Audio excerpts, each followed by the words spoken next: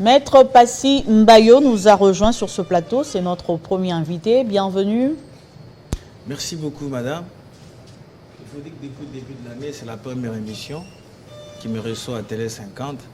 Surtout que vous me recevez aussi pour la première fois. C'est un plaisir. Non.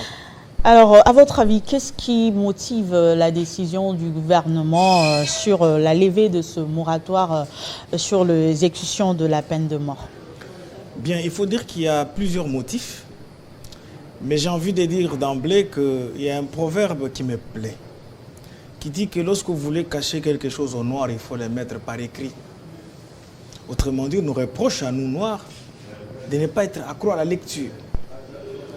J'ai suivi la circulaire de Madame le ministre de la Justice avant d'arriver effectivement aux dispositions légales qu'elle a présentées et dans le code pénal ordinaire, tout comme dans le code pénal militaire. Elle a présenté toute une espèce d'exposé de motifs. Le premier élément, c'est qu'elle nous fait savoir que depuis les accords de Sun City, il avait été décidé de mettre en place un certain moratoire. Et le moratoire était comme une espèce de protectorat dans lequel s'étaient placés les belligérants. Ils se sont dit, ben écoutez, dans le cas sous examen, puisqu'il est un principe latin qui dit non bella sine morta, il n'y a pas de guerre sans écoulement de sang. Ils se disent, mais nous sommes naturellement coupables. Et qu'est-ce qu'il faut à l'occasion? Il faut qu'il y ait moratoire. C'est comme une espèce d'amnistie qu'ils se sont dotés, qui ne dit pas son nom. Et que devant cette occasion, ils ne pouvaient pas être poursuivis. C'est comme ça que vous avez vu dans cette ville, ceux qui ont massacré à Makobola, à Kasika, à Kadutu, à Mwenga, en train de circuler dans des jeeps à Kinshasa avec gyrophare. Cependant qu'on a perdu les Mouzirois, les Kataliko, etc., etc. Alors, mais madame, ça c'était le premier motif. Deuxième motif, c'est que de 1996 en ce jour, nous avons enregistré plus ou moins 10 millions de morts. Ce n'est pas un pays qui a enregistré autant de morts comme ça, qui peut s'amuser avec la peine de mort. Pourtant, cette peine de mort n'avait jamais été abolie dans le droit pénal congolais. Quatrième des choses, madame, la traîtrise. Vous savez que le brassage de l'armée ou mixage de l'armée qui avait été décidé dans l'accord global inclusif, qui avait, sauf erreur de ma part, 5 points ou 6 points, était une gangrène à notre armée. Et en ce jour, un sociologue m'a passé l'expression, le chef de l'État appelait l'armée congolaise comme étant une armée qui était minée. Mais ce sociologue l'a appelé une armée implosive. Où, madame, il est des officiers, il est des militaires qui sont payés avec l'argent du contribuable congolais, mais qui sont au service du Rwanda, au service de l'Ouganda, qui sont là des traîtres tous les jours de la vie. Je parle de ceux qui sont étrangers se faisant passer comme nationaux. Mais attention, madame, il y a aussi des traîtres qui portent notre propre sang, qui sont dans l'armée. Vous savez en compter nombreux devant des juridictions militaires, au nord Kivu, au sud Kivu, en Ituri, tout comme à Kinshasa. Ça voudrait dire, nous achetons les armes avec l'argent du trésor public, mais un individu, puisqu'il est officier ou quoi que ce soit, il se permet d'aller vendre nos munitions à celui qui sème la désolation, puisque vous êtes sans savoir que M23 égale Rwanda. Plusieurs autres éléments. Alors, il se constate une espèce de non-inquiétude de la part de ces délinquants-là. Nombreux ont été condamnés hier à la peine de mort, mais n'ont jamais été exécutés à cause de ce moratoire-là. Et puis certains se disent, nous pouvons tout faire. On peut vendre, on peut détourner l'argent des militaires au front, même si on est arrêté, on ne sera jamais exécuté. Pour autant qu'il existe une espèce de moratoire. Mais plusieurs observateurs évoquent un recul dans la protection du droit à la vie humaine. Qu'en dites-vous? Mais madame, dès lors que la levée du moratoire n'a violé aucune disposition de notre Constitution, donc les propos qu'ils tiennent sont non avenus. C'est la première des choses. Deuxième des choses, madame, quand il parle du recul, est-ce que vous savez qu'aux États-Unis, on continue à décapiter les gens du fait de la peine de mort? Donc ça veut dire que les États-Unis ont reculé, puisqu'on présente les États-Unis comme étant la première puissance du monde. Et puis il faut dire, madame, il y a quand même ce qu'on appelle le caractère théologique du droit pénal. Ça veut dire, lorsque les actes antisociaux et antisociables se développent chez les individus en société, il a peur de les insérer sur les listes limitatives de droit pénal pour faire sujet de sanctions et de réprimandes. On ne joue pas avec 10 millions de morts, madame. Le sang de l'homme ne pardonne jamais. Il crie toujours vengeance. Nous sommes en train de mener cette dernière guerre liée à l'existence du Congo. Donc on ne peut pas s'en amuser. Donc nous gardons la peine de mort comme on l'a gardée aux États-Unis. Donc vous contredisez carrément la SENCO qui appelle à la protection de la vie humaine, qui rappelle également que dans la Bible c'est écrit « tu ne tueras pas ». Oui, mais nous leur disons aussi à ceux de la SENCO que la même Bible-là prohibe l'homosexualité et le lesbianisme. On les a classés dans l'ordre des abominations. Ce qui n'a figuré dans sa liste, on appelle ça un péché. Mais quand je commets les actes d'homosexualité et de lesbianisme, eh bien madame, ça cesse d'être un péché, c'est devenu une abomination. J'aurais voulu voir nos prélats de la SENCO, puisqu'ils ont la charge de s'occuper des brebis, on les appelle pasteurs ou bergers, tout ce qu'on raconte là-bas, de bien accentuer la mobilisation contre les propos que j'appelle un déplacement d'accent de celui qu'eux appellent le Saint-Père, qui a autorisé l'homosexualité à pouvoir célébrer leur mariage dans des églises. C'est là que nous les attendons, pas dans l'histoire, puisque, sans le dire, madame, les propos qu'ils tiennent sont des propos d'auxiliarité à l'égard de Kagame. Vous avez suivi les propos de Kagame. Il va plus loin jusqu'à parler des populations qui vivent ici chez nous en disant mais qu'on s'attaque aux Tutsis. Mais ce ne sont pas les Tutsis de chez vous au Rwanda. Ce sont des Tutsis se trouvant au Congo. En quoi ça vous gêne?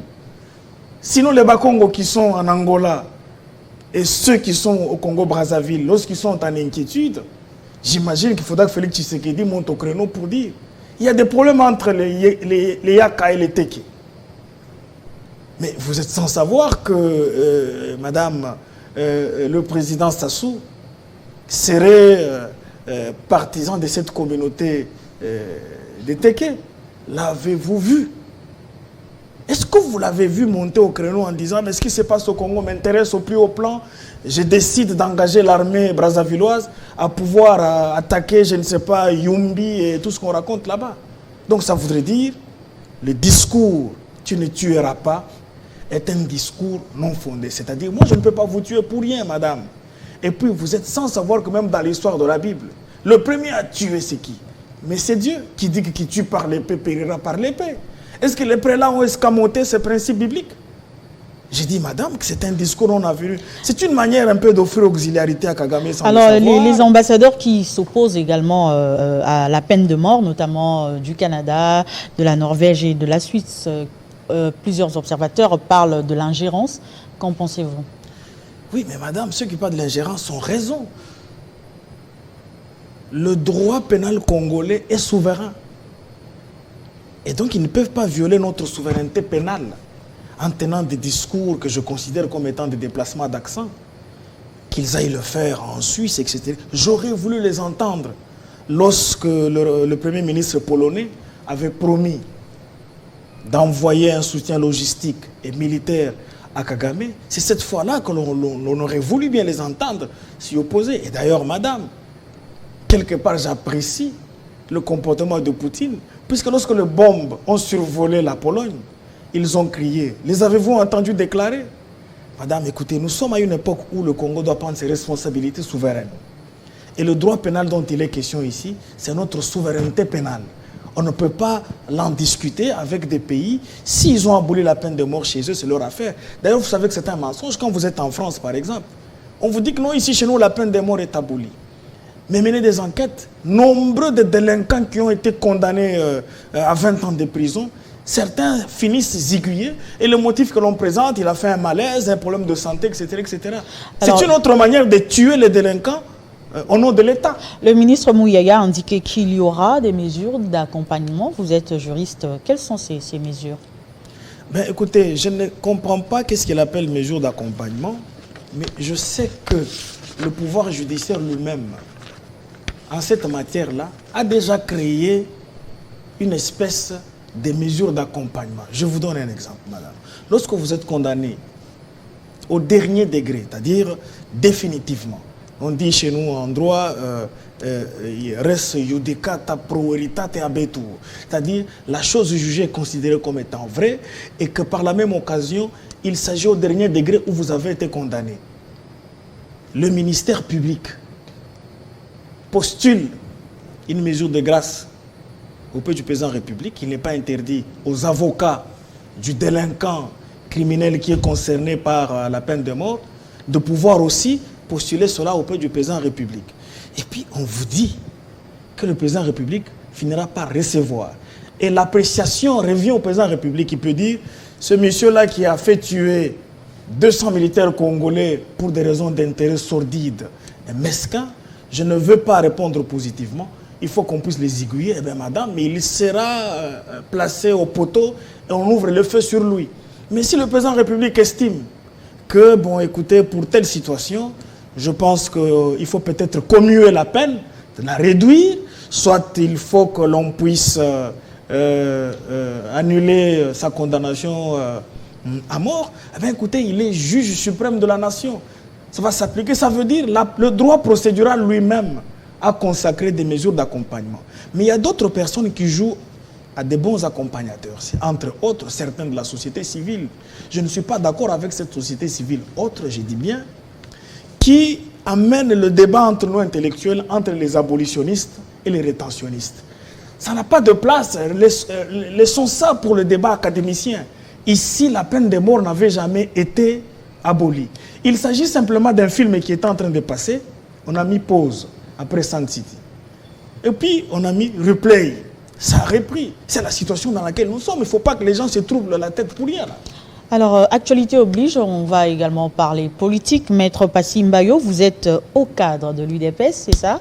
Tout à fait, oui. Le secrétaire général de votre parti a précisé que le Premier ministre sera de l'UDPS. Selon vous, quels sont les critères de ce Premier ministre? Bien, madame, en dehors des critères constitutionnels, l'article 78 de la Constitution dit que le président de la République nomme le Premier ministre au sein de la majorité parlementaire. Si cette majorité parlementaire n'existait pas, il nomme un informateur, question de pouvoir l'identifier. Et c'est le travail que fait le secrétaire général, honorable Augustin Kabouya. Ça voudrait dire, constitutionnellement parlant, le Premier ministre ne viendra que de la majorité. Deuxième élément, il faut dire que l'UDPS est la première force parlementaire en ce jour. Il est donc tout à fait normal que dans le calcul de répartition des postes, etc., que le parti qui a la majorité parlementaire puisse pondre ou proposer le Premier ministre qui sera nommé par le président de la République. Je n'y vois pas de problème. Puisque vous parlez de critérium, mais madame, en dehors d'une gestion orthodoxe et praxéologique que nous voulons tous depuis 1960, nous avons besoin d'un Premier ministre qui va accompagner le chef de l'État dans le combat voué au changement du paysage Congo. Pourquoi je le dis? Puisque les articles 90 et 91 de la Constitution disent que le programme du gouvernement que va exécuter le Premier ministre naît de la concertation entre l'institution président de la République et le gouvernement. Donc, par toute voie de conséquence, on a besoin d'un Premier ministre, de la composition avec le président de la République. On a besoin d'un Premier ministre. Effectivement, la loi dit qu'il ne doit pas avoir été condamné dans le viol, dans le vol, dans le détournement. Et donc, madame, les choses sont là, il ne faut pas que les gens se cassent les nerfs. Pour suivre le chef de l'État, lors de son point de presse à la RTNC, il vous a lâché, à vous journalistes, que, ben écoutez, après le rapport qui me sera fait par l'informateur, eh ben écoutez, on va cette fois-là passer au formateur ou à la formatrice, c'est-à-dire au Premier ministre, ou à la Première ministre, si ça peut aller comme ça. Moi, je suis de l'école des grévistes, donc que ce soit homme ou femme, celle qui sera nommée Premier ministre, que ce soit une dame, nous l'appellerons toujours Madame le Premier ministre. Ça va lui donner un peu une communication du masculinisme, afin qu'elle ne se confonde pas comme chez nous en droit, on dit qu'on est en toge, on est asexué. Et donc, nous attendons ce Premier ministre qui viendra du pouvoir discrétionnaire du président de la République. Il me semble que le président de la République nous écoute tous. Il suit les médias, il est par moments sur les réseaux sociaux. Finalement, il s'est dit, je dois pondre un Premier ministre qui fera exception. On va chuter par là. Vous êtes Katangais et votre position par rapport à la candidature du gouverneur sortant qui s'est représenté encore pour un deuxième mandat? Mais madame, le Katanga n'existe plus. Il a été scindé en 4. Mais le Haut-Katanga. Vous parlez du Haut-Katanga? Oui. Ben, écoutez, madame, je ne suis pas député provincial. Le gouverneur de province est élu au suffrage universel indirect. Ça veut dire, sur cette question, quand vous posez la question à quelqu'un qui n'est ni député provincial... Mais vous faites partie de la population du Haut-Katanga, vous suivez de près tout ce qui se passe là-bas, tout ce qu'il a fait. Oui, tout à fait, madame. Qui est normal. Je préfère donner ma langue au chat sur cette question. Pourquoi? Puisque je refuse d'être l'auteur d'une maternité par césarienne ou qui aurait provoqué une déchirure. Moi, je dis que je reste sociodémocrate pur sur cette question. Surtout qu'il a été désigné par l'UDPS. Autant que mon parti a eu à décider sur cette question, mais madame, les textes qui gouvernent mon parti ne me donnent pas droit de naviguer à contre-courant. Et donc, sur cette question, je voudrais observer comme vous. Maître Passimbayo, merci d'avoir répondu à notre invitation. Merci beaucoup, madame, et je vous témoigne tous les sentiments patriotiques. Je dis simplement à ceux qui s'agitent par rapport à la question de la peine de mort qu'elle a existé depuis 1940. Et puis, éviter de rentrer dans le débat académicien entre les abolitionnistes et les rétentionnistes sur cette question. Même si moi-même qui vous parle ici, je suis rétentionniste.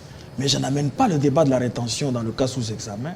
Je voudrais que nous puissions respecter la loi, puisque l'on a toujours dit, Dura lex, sed lex. Le message est passé, on va prendre le deuxième invité.